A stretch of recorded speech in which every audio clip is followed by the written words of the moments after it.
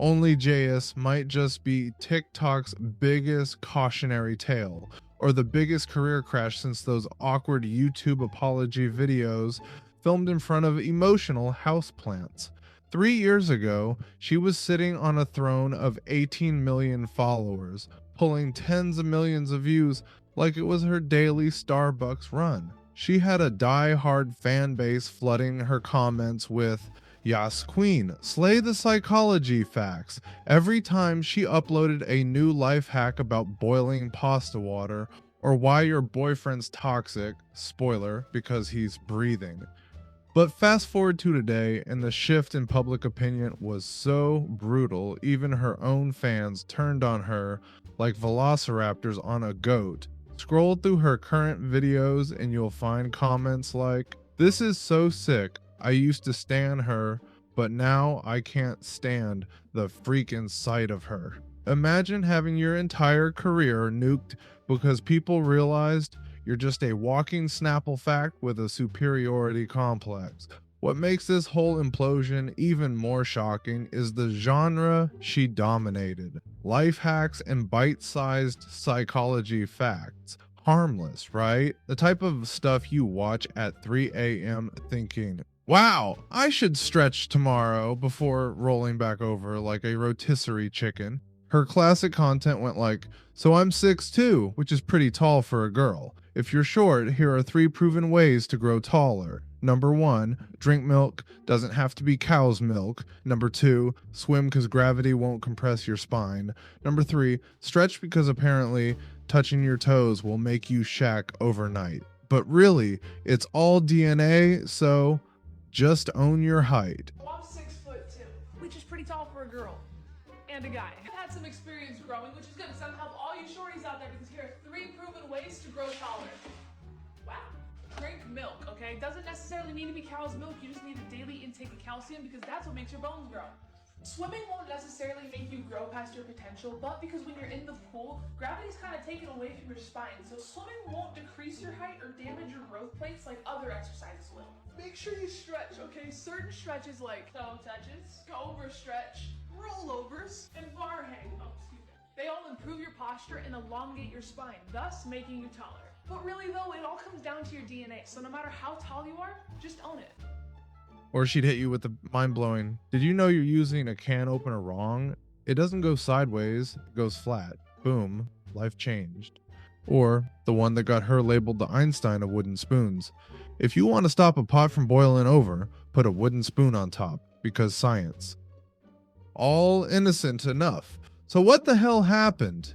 It all started when an old screenshot resurfaced where Jayus casually used a racial slur with the hard R and then called the person a hard R lover. Not just racist, maliciously racist, like Final Boss racist. And this wasn't some 2010s edgy Twitter joke era either. She admitted it was real, called her past self toxic, and dropped a public apology that basically translated to, "Oops, I thought I deleted that."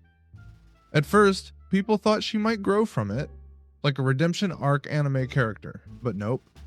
Her apology felt less like remorse and more like her agent was holding a shotgun off camera. I didn't even think that they were real because I forgot how hateful and how angry of a person I used to be, and it hurts my soul knowing that I said those things.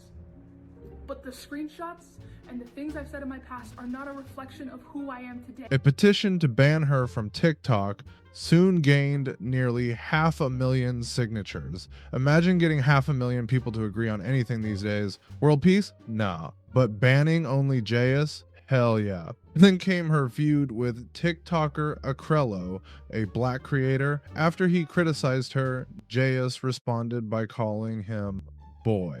For context, calling a black man boy is historically horrific. It's like if someone called you slave, okay, and then said, "Whoa, chill bro, it's just a word." Acrello, to his credit, didn't drag her to the underworld. He simply said, "Hey, just so you're educated, that's a racist term. I know you didn't mean it maliciously, but yeah. Anyway, God bless." But Jayus wasn't done digging her own grave. She kept referring to him as this kid, repeatedly in videos, adding another racist cherry on top of her problematic Sunday.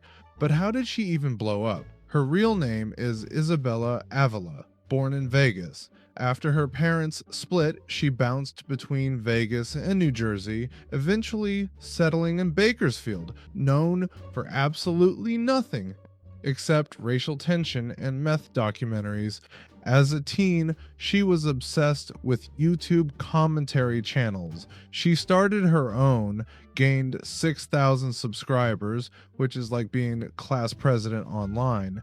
Then in 2019, hopped on TikTok. Her sister introduced her, and they had a competition to see who could gain more followers. Spoiler alert, Jayus smoked her sister so hard, she probably still hears notification dings in her nightmares. She started filming TikToks in her Best Buy uniform until her manager found out and basically said, "You want to be an influencer or sell microwaves? Pick one." They fired her, and that's when her villain origin arc activated.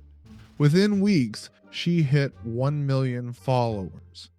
Despite her rise, Jayus had one glaring flaw. She couldn't handle criticism. Even harmless comments like, "OnlyJayus is kinda annoying LOL," would send her spiraling into tweets like, "I constantly feel like nobody actually likes me. Seeing thousands of hate comments saying they never liked me pushed me to the edge."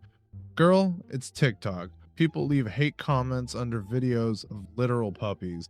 Then came the drama with Jonathan Moss. Jayus accused him of copying her videos. Jonathan responded like a reasonable adult, basically saying, "Ma'am, we both got this off Google." But Jayus doubled down, accused him of threatening her, and gaslit her entire audience harder than a white man explaining crypto.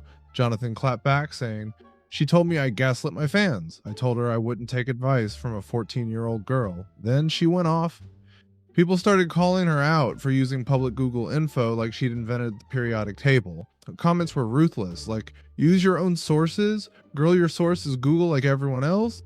Then came the real nuke in February 2021. Screenshots leaked showing her using the N-word with a hard R and calling someone a hard R lover. She also wished cancer on their parents. This wasn't edgy teenager insults. This was demon spawn level. When confronted, she initially denied it was her. Classic YouTuber maneuver. Then when the proof stacked up, she dropped an apology video that basically said, "I knew what that word meant. I used it anyway because it was the meanest thing I could think of." Oh, congratulations.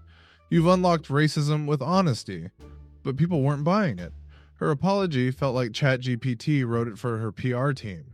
Worse, in a later Reddit post, she contradicted herself completely, admitting she'd seen the screenshots years ago and apologized privately, meaning her "they're fake" claim was a blatant lie.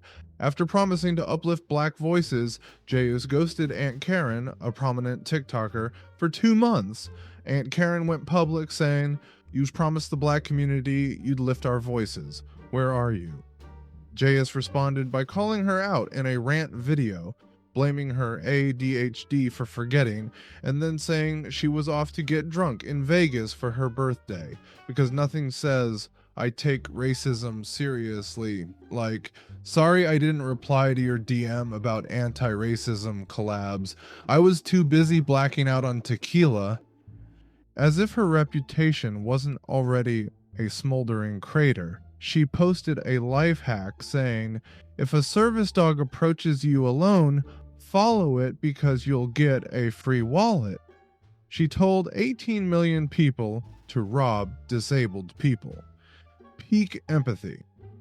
When called out by a disabled TikToker and their service dog, Jayus responded by calling them a dummy. The audacity was cosmic at this point.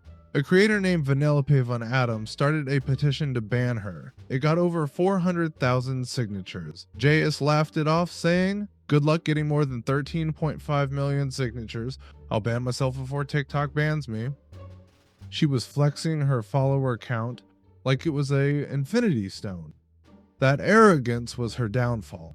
Then TikToker Everyday Alex exposed her for copying his entire video word for word. Jayus denied it, claimed she got it from Reddit. Alex offered $10,000 to anyone who could find that post. Nobody could, because it didn't exist. Jayus faked a screenshot, even edited the date. Alex exposed her entire process with FBI-level receipts. Other creators came forward with receipts of her copying them too, word for word, line for line, like plagiarism, speedruns. Finally, creator Sean exposed that her apology video wasn't even her words. Another creator ghost wrote it. She couldn't even apologize authentically without outsourcing it like it was Fiverr. Her credibility shattered. Sponsors dropped her like expired milk. Netflix cut ties. Her views tanked. And in the end, OnlyJayus became a perfect lesson. It doesn't matter how many followers you have. If you treat people like garbage, lie endlessly, and blame mental health for racism and plagiarism, the internet will make sure you get what you deserve.